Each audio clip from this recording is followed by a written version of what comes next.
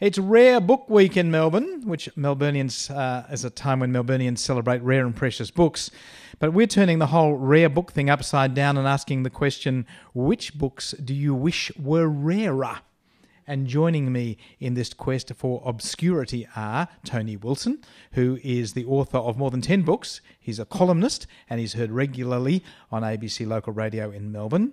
Louise Swinn is the editorial director of Sleepers Publishing. She's also the chair of the Stella Prize and writes for The Age, Overland, Meanjin, The Times Literary Supplement and many other august publications. And also with us is children's author Emily Gale, who has worked in children's book publishing. She is a buyer for Melbourne's independent bookstore Readings by Day, and by night she is an author. Would you welcome them all? So here we are to talk about books that we wish were rarer. And Louise, you've got a very controversial choice. You've nominated Shakespeare. Yeah, Bill. I mean, look, not because I actually think he's rubbish, but just because no, you can do a few things with words, I admit it.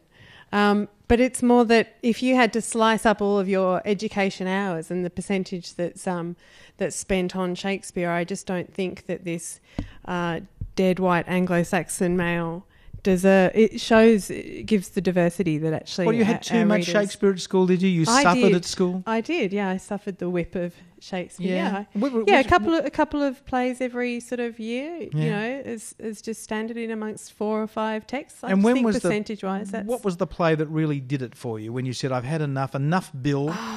The cross-dressing in Midsummer Night's Dream just wasn't funny enough. I have no problem with the cross-dressing. And Midsummer Night's Dream is fun. It is funny. It's not funny. I'm with you on that. You don't like Bill at all? I think that a lot of his comedies, not that comedy was meant to mean funny in that era, it was meant to mean not tragic, I think. But at the same time, they're not funny. And so sometimes when you see that very farcical, he's dressed up in those clothes and he's going to marry her, and I find all those plots very hammy and a bit like watching, really over-the-top sketch comedy from the 60s that doesn't kind of gel, So I think they kind of have dated, but the tragedies are amazing. I remember quite enjoying translating Shakespeare. I mean, that was the fun for me, was that it required some translation, a little bit like Chaucer maybe. But beyond that, I didn't feel that the stories really spoke to me in the way that they were supposed to. But if you don't have Shakespeare when you're young, when do you have it? I mean, that's the opportunity, isn't it? I don't know. Yeah, obviously, but I don't think I agree with this idea that there are any books that should definitely be taught. It's one of the earliest cornerstones of people getting proper plotting. So Chaucer's much harder, and it sort of doesn't feel like proper plotting, but Shakespeare feels like, 5-act plotting and what becomes the classic structure of storytelling, inherited from the Greeks, I guess, but it is amazing structure, and that's the reason it's stood the test of time, and it's kind of like not studying the Beatles if you're into pop music, because I think he plundered the structure. Like, he was so good and so prolific that he got a lot of the really key stories out under that structure. But yeah, they're not. Maybe there are some Shakespeare plays that should be rarer when you're at school. Maybe the Henrys. Yeah, the Henrys. But see, Macbeth. Now, you can't muck up Macbeth with school kids, I don't reckon. Were there any classics at school for UM that really just turned you right off? I was such a swot at school, especially with English literature, but The Grapes of Wrath haunts me to this day as the most boring book I had to read at school. The chapter with the turtle going across the road for the whole chapter? It's brilliant. I couldn't love it. The audience I is shaking hard. their heads. They're not agreeing. It's a very dangerous thing. Anyone like to say see fewer copies of The Grapes of Wrath in circulation, at least in school libraries? Oh, there's one ally right up the back there who agrees with you. Such a good book. So did you actually study that? We did study it, and maybe it was something to do with the teacher who was very, very slow speaking and very, very serious. So coupled with the fact that I wasn't really loving the prose, it was a bad experience for me. Didn't awaken compassion in your young heart. It did nothing, and it stands out. I loved my English classes, and I was a swot, but not that one. And Tess. Tess of the D'Urbervilles was another one that... Tess as victim when I was a teenage girl, just frustrated me so much that I ended up throwing the book across the room. And that moment when Angel Clare, worst character in history. And what an odd name for a boy, yes. I always thought. It took me a long time to work out that Angel Clare was a boy. I felt so let down by that book because I really wanted Tess to grow strong and to be okay, and her weakness and her victim, it wasn't good. What about you, Tony? Is there one much-loved classic that you want to bag now? The Leopard. Oh, The Leopard. I love The Leopard. Everyone loves The Leopard. Look at them. But they didn't have to study it for year 12. A horrible experience. Just endless ballrooms and frescoes that went on for about 180 pages. Now, don't say all this because, as you say, The Leopard is on our Euro Classics book club later in the year, and I'm so keen about The Leopard. What turns you off about The Leopard? I think I was the wrong age. It's probably pretty similar to what Ian's saying. Isn't it? Yeah. It was age you read books. It was very heavy going. It was my year 12 text, and it kind of was themed to death as the English teacher wrung it dry of everything it could possibly have, and learning the quotes from it. And Angelica was doing this, and someone else was doing that, and it was just too slow, and you could not convince my, at that stage, sort of footy-obsessed, non-literature interested brain to click into, was it 18th century Italy, 17th century Italy? Oh, really? In the Obviously olden went days, we in. say. What's that? Obviously went I in. got, yeah, that's right. Was It's it gone really out the other ear. Yeah. But I think it's part of study scarring, because I read Grapes of Wrath as a 20-something and absolutely adored it. Like, would rate it in my top 3 books ever. And yet there's a book I did at school. I did Catcher in the Rye. And I'm with Kyle from South Bank with It's Just Some Whiny, Annoying Teenager talking about how lame he is. No Do you know there's a great book, Michael, called King Dork, which is a defaced...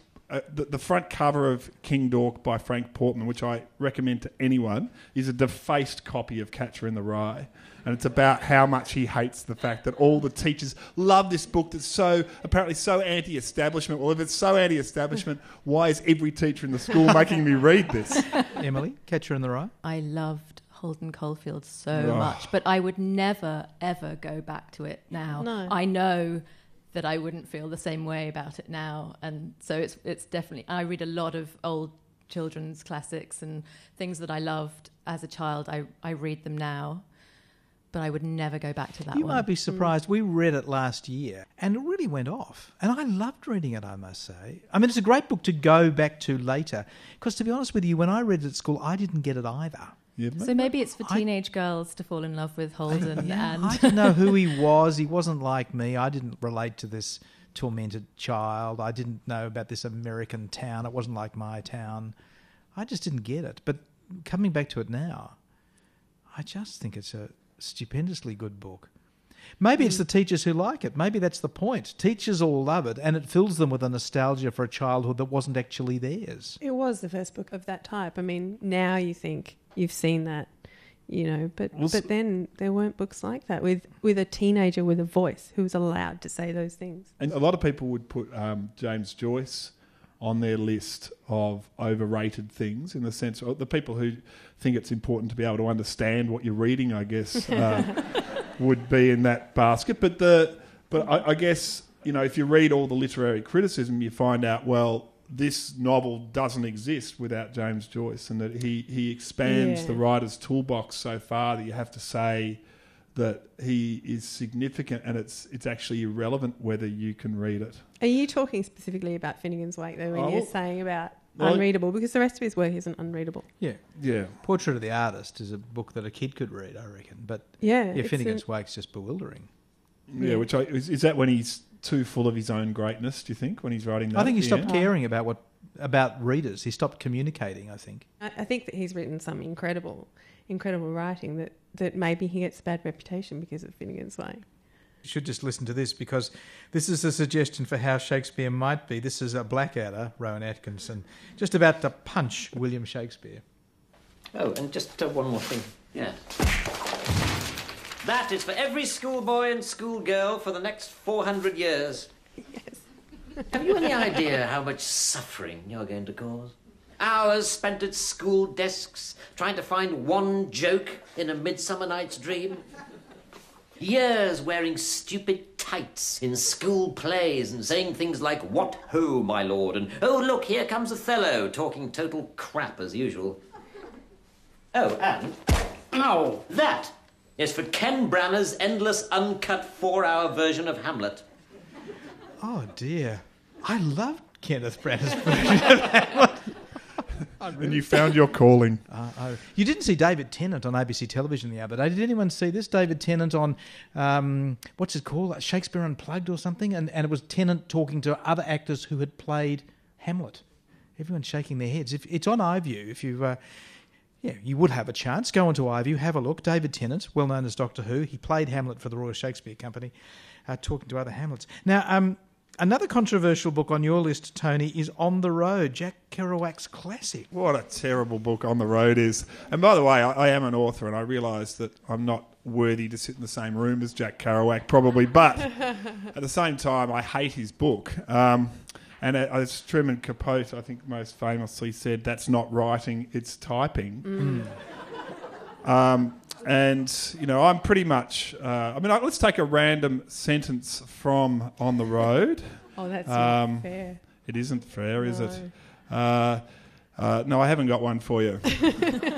You can just make it up. I just found that it didn't have... The great travel books still have a narrative thread, a sense of identification with the character. I found him a very painful character and very self-indulgent character, and that the wisdom was very transparent and very kind of spoiled. Like there was this kind of element of indulgence in it that I think that was brushed over at the time as representing a sort of James Dean cool, but for me it just really clunks along now in 2014. Yeah. So it's entitlement posing as rebellion, is it? Yeah, like he could always get out. Like he was being financed by his aunt or something, wasn't he? And yet he'd give these little homilies about the words he used, Negroes in the fields and how they represent the antebellum South, and I know that there was he's praised for the kind of rhythms and the slang and the jazz of his language, but I didn't get that. I maybe I needed to be taking heroin in 1961 or something. It must be one of the most influential books of the 20th century. Look, I think, as a publisher, every second young man is writing the new On the Road. And I think just because you've got a couple of friends and you want to go on a trip, it doesn't mean that you've got something interesting to say. So it's been an influence in a bad way. Oh, yeah. Well, certainly in terms of the kinds of manuscripts that we see and that get pitched a lot, there's this sense that in itself makes you interesting and makes us want to hear your story. And as Tony tells you, not everyone does. I love the book Lolita, as disturbing as Lolita is, and uncomfortable as it is to read. But, for me, the fact that it has that discomfort and it has the kind of shocking morality that you have to come to terms with, that is enough to add this dimension to what is also a road trip story. I think travel books without that extra dimension are never going to rise to the levels of absolute classics, and either for Lolita's so far ahead of On the Road for strength of prose and for moral in terms of raising moral questions and for strength of character and willing and skill with writing. It's I know this isn't a comparison class, but I just thought that On the Road suffered on all those. I wonder whether there are books that should be rarer because of the influence it has had on other writers. Because I feel that way about Beckett. See, I think Beckett is a fantastic playwright. Well, he's a fantastic playwright because he wrote Waiting for Godot. But his influence on other playwrights, I reckon, has been pretty dire. That when a young person writes a play in which the characters are called him and her, or 1, 2, and 3, I just think, oh no, it's a Beckett play, and it's going to be awful. It's going to have no meaning, no purpose. It's going to be filled with a kind of arty angst that doesn't come from anywhere profound at all. It's just a kind of pose because this person really admires Beckett. So I just want to see Waiting for Godot, but no plays influenced by Beckett. If you regard elements of Waiting for Godot as again a literary trick to some extent. You do have to be first, or else it's the 1917 urinal in the middle of an art gallery works, but it doesn't work in 1931. It's over. Now, let's talk about some children's books. Em, you've nominated Love You Forever by the American children's author Robert Munsch. Let's hear a reading from that now. It's a reading that we nicked off YouTube. Love You Forever by Robert Munsch. There was a mother who had a new baby, and she picked it up and rocked it back and forth, back and forth, back and forth, and sang, I'll love you forever, I'll like you for always, as long as I'm living, my baby you'll be. Well, that little baby, it grew and it grew and it grew and it grew. It grew until it was so 2 Robert Munsch years is old. A Canadian author, not an American author. Why, Em? Okay, first of all, I have to say that Robert Munsch is the author of my most hated picture book and my favourite picture book. But let's talk about the most hated one, Love You Forever. So that excerpt obviously tells you that it's a mother rocking her newborn baby, and that's gorgeous. That's lovely. I have no problem with that. But as the book progresses, the child gets older and older, and the mother finds more inventive ways to rock him to sleep. When the man eventually leaves home, the mother gets a ladder and puts it on her car, and she drives to his house and climbs through his bedroom window to rock him to sleep. The final blow is the last page when he is rocking her as a very old woman. And you really have to see the illustrations, one particular edition, to see how very, very creepy this really is. And it's part of a kind of a group of books that I like to call parents stalking their children in picture books, which are really not picture books for children. I think they're very much for the parents, and I don't think this is spreading the joy that I think a picture book should. A website that spruiks this book says, this is a story that has touched the hearts of millions worldwide.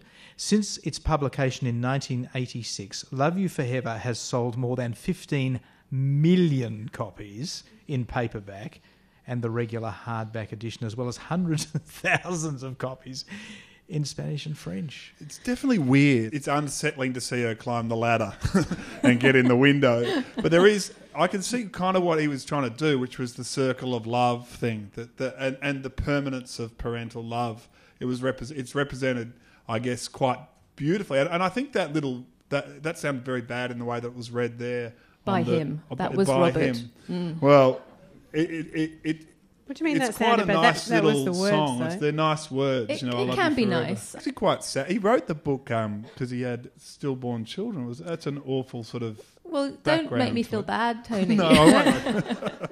He says 1% of his audience find it a bit unsettling. But I think I'm the 1%. I reckon it'd be more like sort of 65% in Australia. Yeah. I love The Paper Bag Princess, which he also wrote.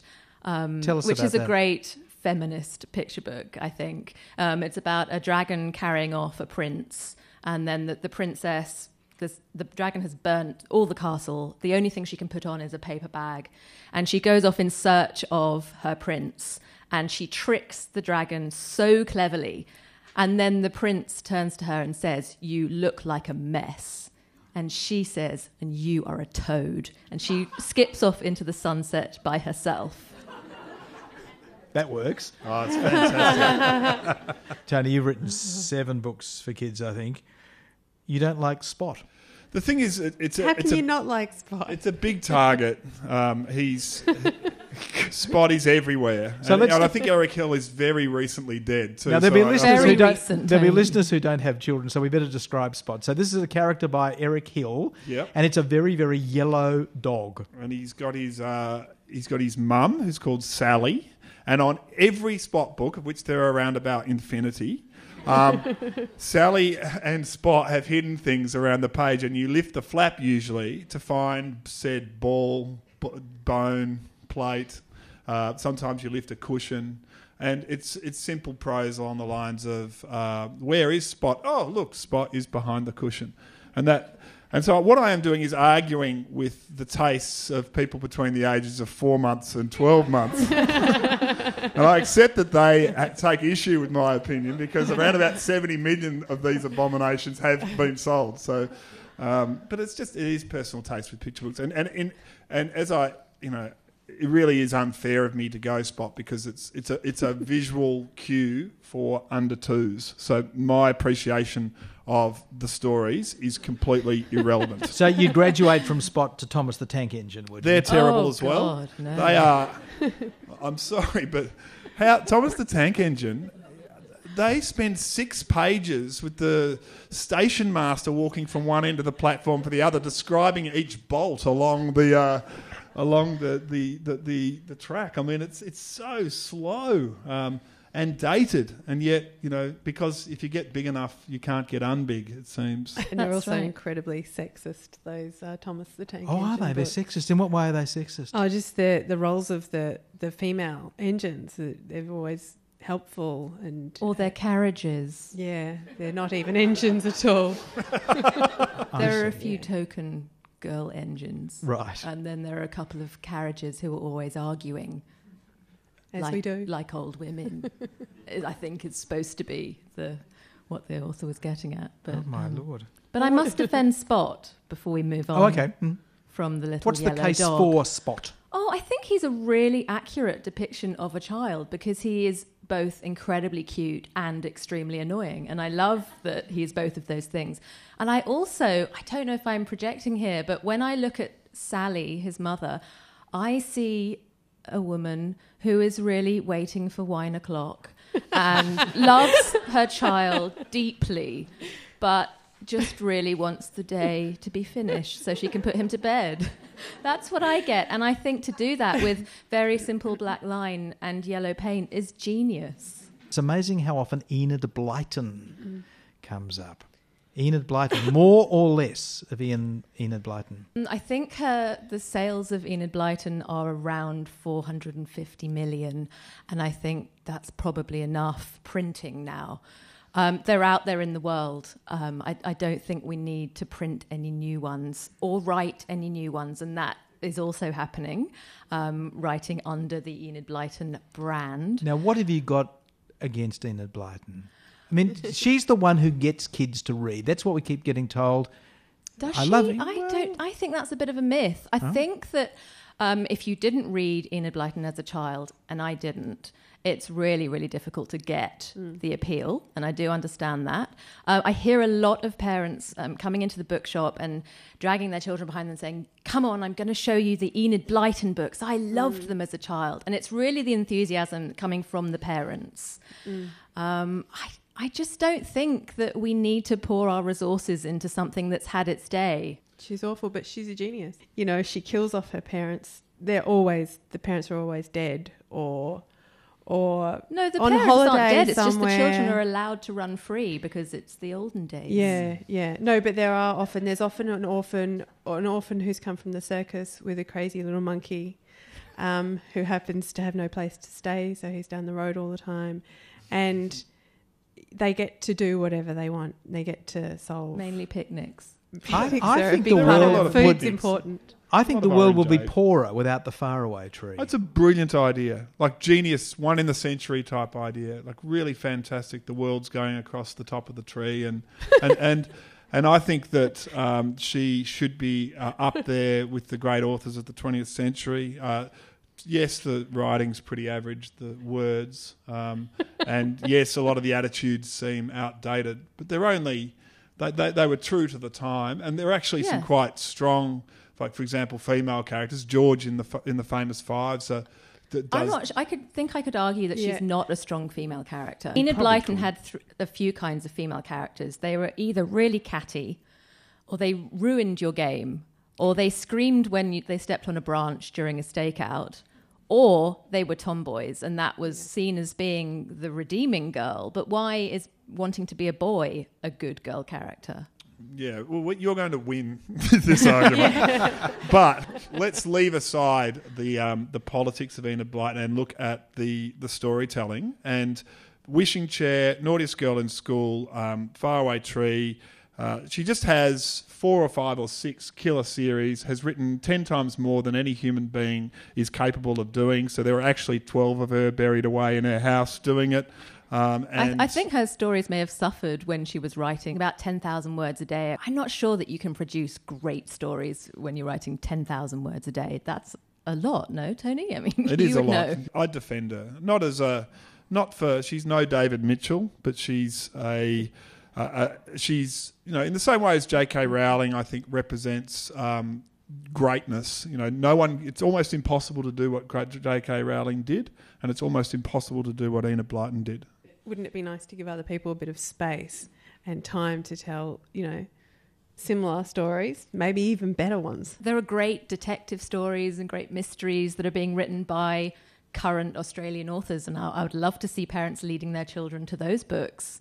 So do you do a little detour in the store? You go, here's the Enid Blyton. Oh, no, I'd never dissuade someone from the book they want. And indeed, my daughter has read all the Secret 7 books, and my son listens to Mallory Towers all the time. They're rebelling. So I don't stop people. I don't want to stop anyone. I definitely don't want to ban anything.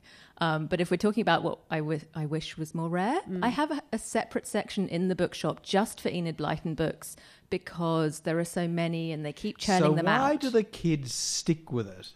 What is it? I mean, well, you I started don't think they do, actually. No, but you just said they did. I mean, you started by telling us that it was parents projecting their enthusiasm onto children, but now, Em, you're saying that your own children, despite your insistence that this is terrible, they like the books. They do. I mean, they only have 3 audiobooks, so it's either Mallory Towers or Mallory Towers. No, they do love them. They're incredibly I just think that the publishing wheel has been turning a little too long on this one. Reminds me of my daughter at 7 said that she was really disappointed that it was always the boys solving things. And it was always the girls doing the washing up in the Secret 7 stories. To be done and that definitely affected her, and she stopped reading them after a certain time. She didn't pursue Enid Blyton anymore. Let's talk about the politics of writing negative reviews, because if you write a negative review, I guess you are advocating that the book that has just been published should be rarer. Emily, you write reviews for Readings Bookshop. Do you have a policy about reviewing books you don't like?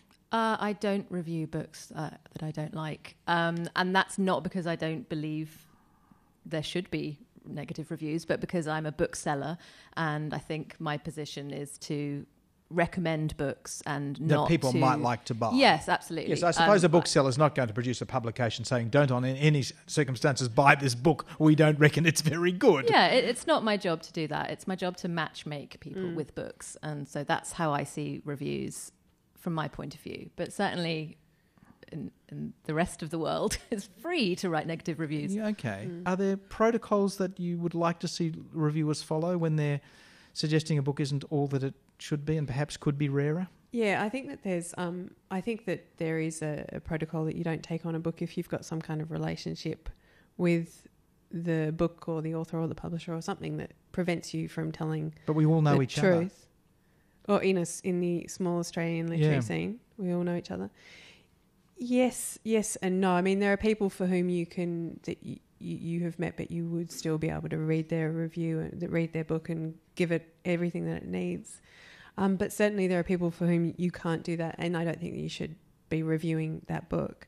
But this is, I mean, it's only a problem, obviously, for people who you actually, I guess, have some kind of relationship with. You've absolutely got to be honest, or else there's no point, I think. If you're primarily an author, it becomes a little bit problematic. And, I've written, I think, 2 reviews, 1 for the monthly, or 2 for the monthly.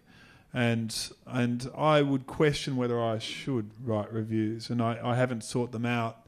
I think what happens is that it becomes perceived jealousy if you don't like a book that much. Like, it would come across as, oh, there he is slinging off at X and X's book, and actually he's pretty terrible, and I'm surprised he said that. It could be the reader's perception of a negative review. And also, I do think that you talk about the small community of Australian authors, publishers, even readers, everyone who knows each other a bit. I do have the sense that there's no real...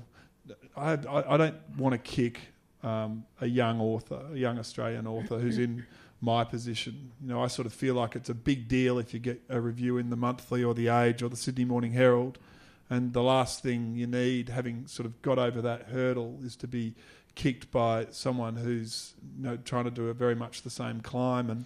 And I'd leave it to professional reviewers to do that. I've found that I respect a review that's honest. If it's critical, I can see where the author's coming from, where the reviewer's coming from.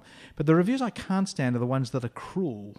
The people who get a kick out of being nasty. I just don't know why people do this. Tony, I don't think that people would perceive a review that you wrote that was negative of somebody else's necessarily that you were jealous of. No, maybe not jealousy, because it just seems to me, you know how hard it is to write a novel. Like, it is incredibly difficult. It's to get any sort of structure together, to get the words down, to then jump the bar of getting published, and then jump the bar of getting reviewed. And it's kind of like, and I know that means, so should we only have positive reviews in the newspaper and on radio? I don't think that. I just think it should be left to people who aren't trying to do the incredibly difficult task of this. And the readers out there and the reviewers can do it. But I don't really want to be part of that process. But I think that knowing... How many have I bagged so far tonight? Kerouac, this is a Catcher in the Rye, James Joyce. That. So having said that... maybe it makes a difference if you're bagging big names. Maybe if you're Tim Winton or Peter Carey... definitely does. You're sitting at the top of the pile, and maybe you should be able to take it. So I would say, I can say quite openly and passionately here, that Dirt Music has a horrible ending. It's a terrible ending to a brilliant book. And, so Tim Winton had me for 300 pages on that coast of WA, and then he goes off outside an island somewhere and it gets all weird, and I just about gave up on the book. But, I feel like I can say that about Tim Winton, because it's not really up for debate whether the guy's any good. He's sitting there crying, going, Tony Wilson's just slagged off like Dirt Music. Yeah. And Peter Carey doesn't do good endings either. He needed the shootout at Glenrowan to finally get one right, So, there's... I do feel comfortable with those big fish, but I don't feel comfortable with what do you think about this idea that reviewers might not disclose who they are? So the Saturday paper isn't telling you who's doing the reviewing. I think it was Shane Maloney said that he did the review of the Edward St Auburn. Well, I would have read that if I'd have known that Shane Maloney was writing it. I mean, I love to read what Shane Maloney writes, and it's missing his byline. I mean, I think that's crucial. I do love knowing who I'm reading, whether it's the reviewer or the author of the book. I suppose I say Hannah Kent. Mm-hmm. Do you want to talk about Hannah Kent? Well, Hannah Kent's one of the people who we're talking about because she's in our milieu. I mean, I am an editor of a literary magazine, and Hannah is also an editor of a literary magazine. And I think that she's an interesting example because even though it's a debut work, Burial Rights, her book has had huge amounts of praise. And, I think that if you're going to come at a book, it's like, as Tony was saying, it's not, you can't really bag it off like Tim Winton, because she's a first-time author. But are you enthusiastic about the book? Would you say whether you weren't? Would I say, I think that with first-time authors like that, you are, it is different, yeah. But I mean, I thought it was a really strong debut. Mm-hmm. What about the websites that provide reviews like Goodreads and Amazon? Yeah, if you want to feel really bad about yourself as an author, go to Goodreads. I can quote some of the reviews. Oh. I mean, you remember the great one-liners from some of the negative reviews, and you shouldn't really look, but you just need a little bit of encouragement maybe one day, and you make the mistake and you go and read your Goodreads reviews. So just to explain, Goodreads and Amazon both provide spaces where anonymous people can post a review online. They don't have to have any qualification apart from the fact that they've presumably read the book. And what Oh, strikes... well, actually, that's not one of the qualifications. You'll find many unpublished books with lots of star ratings, and how these people knew it was a 1-star book or a 5-star book when it's not even out, I don't know, but that's actually possible to do. So it's very, it's not policed. And authors say, can all my friends and family quickly go on there and do, and I guess that the opposite also happens. People go, oh, this awful book's there. I love Goodreads as a reader. With lots of family. Because, well, I haven't got that many. In fact, I'd urge everyone who likes my book to please write a review on Goodreads. But I find it really satisfying. You know, when you finish a book and your wife's asleep in bed beside you, and you're in that kind of panic of, I've finished, I've got no one to talk to about this. I really, really need to see if people either liked or disliked this in the same way as I did. And I just get the phone out or the iPad and look at Goodreads and start sifting through the reviews. And I find it just a really pleasurable part now of finishing a book. And I do it for almost every book that I finish. And as Em was saying, like, it really is brutal for authors. You get some harsh truths told that, none of your friends ever say that to you. Tony, it's not all true.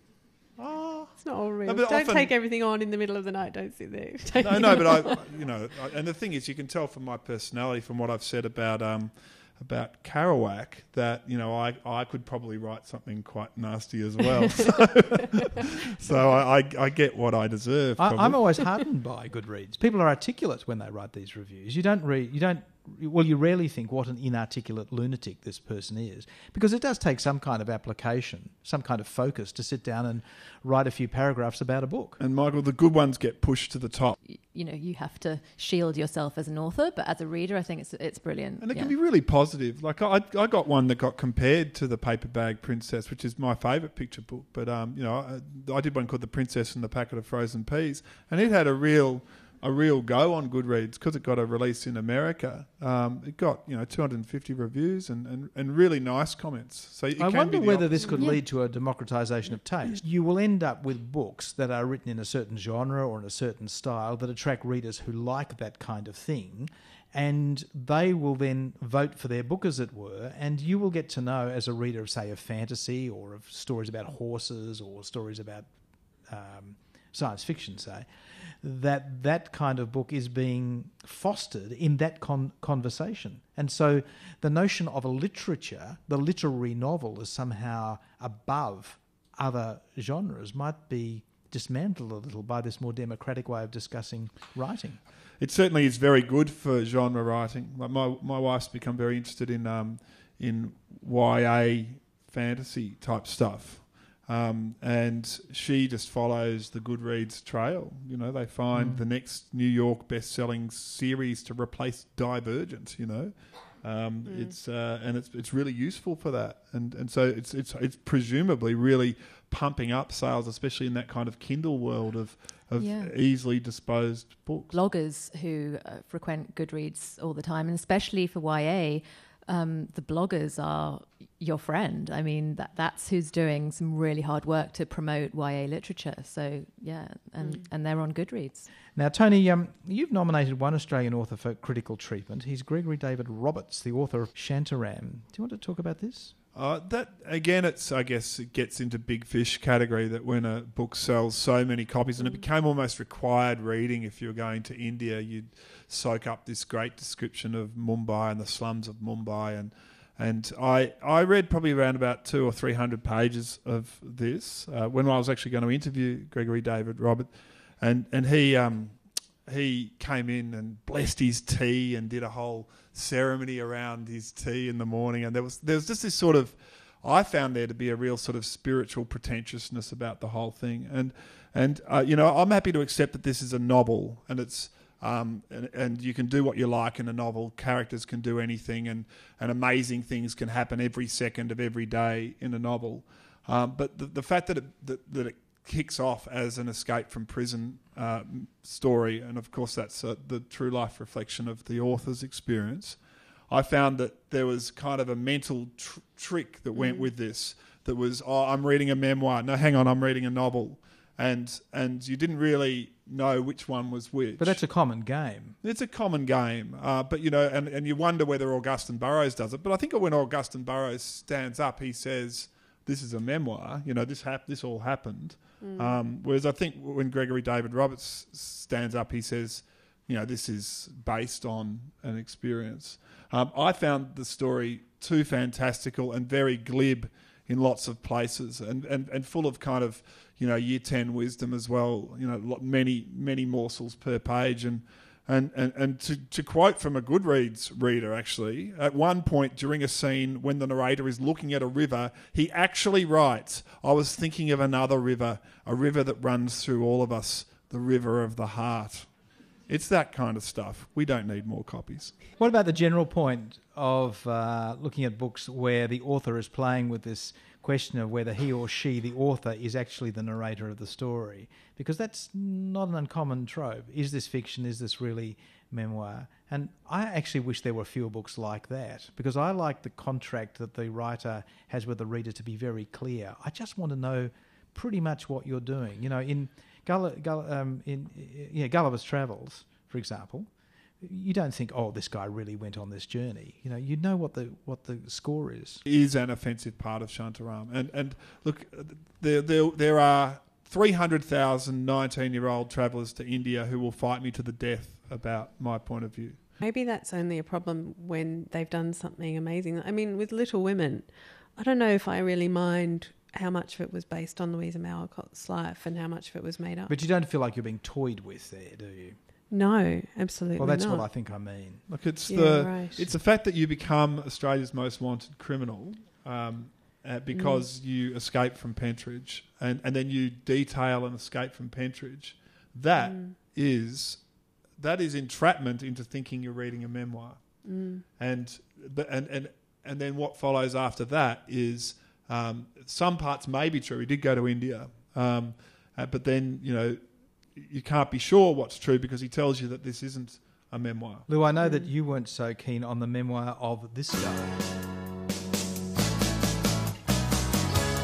Take me out tonight, where there's music and there's people and the young and the light.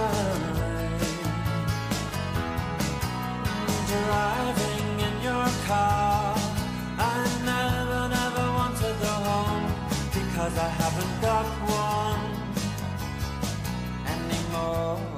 That's the famous Smith song written and sung by Stephen Peter Morrissey, or Morrissey as the world knows him. You're not fond of Morrissey's autobiography? No, I mean, look, he writes an amazing lyric, but the book is just, well, it's a thumpingly thick book, and he just, he spends like 100 pages in court arguing with one of the people that he fell out with, his offsider in the Smiths, and you just want the juice, you want the relationships, it's like that thing with the big stars, like, you want to know what went on behind the scenes, like Jennifer Saunders, who I love, and her book, which is, it's quite funny, but, it doesn't give you the juicy behind the scenes stuff. I mean, I guess that they've got, legal issues. You want to know about the relationships, the stuff that they don't necessarily go into in the press the rest of the time. So you want the kiss and tell? Yeah, and the Morrissey one was it's just really, really long. And, he actually, he gets a bit boring. Lou, you've nominated a whole category of books that you would like to hear less of. Let's hear a little snippet. Living life on a purely physical level may mean that situations, crises and conflicts are perceived as negative because that is how they first appear. This perception can occur as an initial reaction. That's Maria Parkinson. It says inspirational author, but self-help books, should they be rarer, Lou? Yeah, let's get rid of them. I mean, if you want help, read a real book, my main problem with a few of them is they've got this idea and somebody, they said it at a dinner party and it was an interesting sentence or paragraph and someone said, oh, you should write a whole book about that. But in that sentence they had said all they have to say, and then they just write chapter after chapter repeating themselves. Heading after heading. Yeah, the so secret. I mean, there's so many subheadings and subheadings. Yeah, not worth your dough. But we should actually up the stakes and whether we should not ban books, never ban books, but whether we should criticise the books that are real books, but underneath you scratch the surface and they're self-help books, like The Alchemist, for example. Oh, yeah. The Alchemist. Yeah. Terrible book. I haven't read it all, but but it's that sort of book that everyone recommends to you because it's going to change your life. And actually, I don't know what The Alchemist is. To me, Alchemist is a play by Ben Jonson. Paulo Coelho? Yeah, that's him. Oh. And it's they're always kind of very ham-fisted allegories for what is a good life lived, and you know, I often find those very, you know, Jonathan Livingston Seagull type books, you know, where everything's all very obvious. The Little Prince. The Little Prince, yeah, that's another one. Is it Zen and the Art of Motorcycle Maintenance? Would you put that in that category? I think that's going down the Kerouac road more, is it? What about the follow-up book? Should there be fewer follow-up books? Well, I think I named this category, Michael, and I did because I had in mind my favourite book, or in my favourite few books, is Catch-22, and I thought, you know, how hard it was for him to follow up those, and how harshly Joseph Heller is judged on the subsequent stories. And I was thinking of God Knows, the very lengthy and quite weird, sometimes funny, but very difficult to penetrate memoir of King David. I don't know if you've ever tried that one. God Knows, it's called. Yeah, God Knows, and it's ordinary. Like, for this great author, it's you know, it's a 2 or a 3-star book, and you kind of am I judging it more harshly because of Catch-22, and something happened again. You know, the attempted sequel's very frustrating book. Nowhere near the same quality, and I think you wonder whether some of the books that get that are disappointing. I think Jan Martel's reviews have been terrible for the post Life of Pi book, and often there's that sense of expectation not delivered upon. Yeah. Louise, you've picked Stieg Larsson's The Girl with the Dragon Tattoo. Yeah, I'm just taking down all of the favourite books. I just think, you know, I understand the appeal, but why do we need more strong female characters who are kind of abused and vengeful? I mean, why did they have to be so damaged and to be victims in the first place? It's just, I just feel as though been there, done that. Why can't they just be amazing? And why do they have to be so damaged first? Yeah, I think that the idea of women having to be first damaged to then be strong is not something that I can get behind. You know what I don't get is why so much crime fiction is about sexually abused women who are then murdered by a psychopath. And I also don't get why so many women like reading that kind of story. And you sort of think of the crime fiction that stands out. And I know Lou and I have had a debate about American Psycho, because I think for mine it was a book I really was troubled by, and kind of wondered what the mass appeal of the book was. Like, was it the writing quality? Was it the kind of reflecting a modern sensibility, like saying something about where the world is at when it was written? Was it 1990s, early 1990s?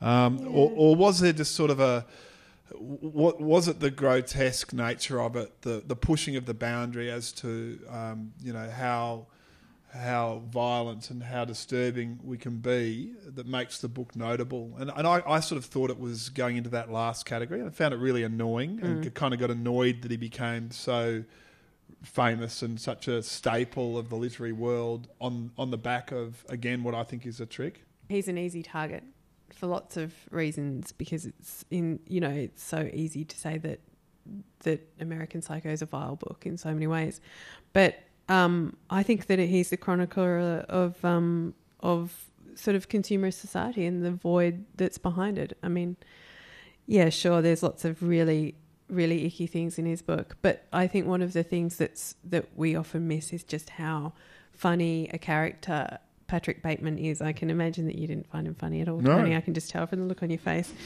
But I think he's high order comedy. I mean, sort of bad taste, his strange obsessions. He's a total snob.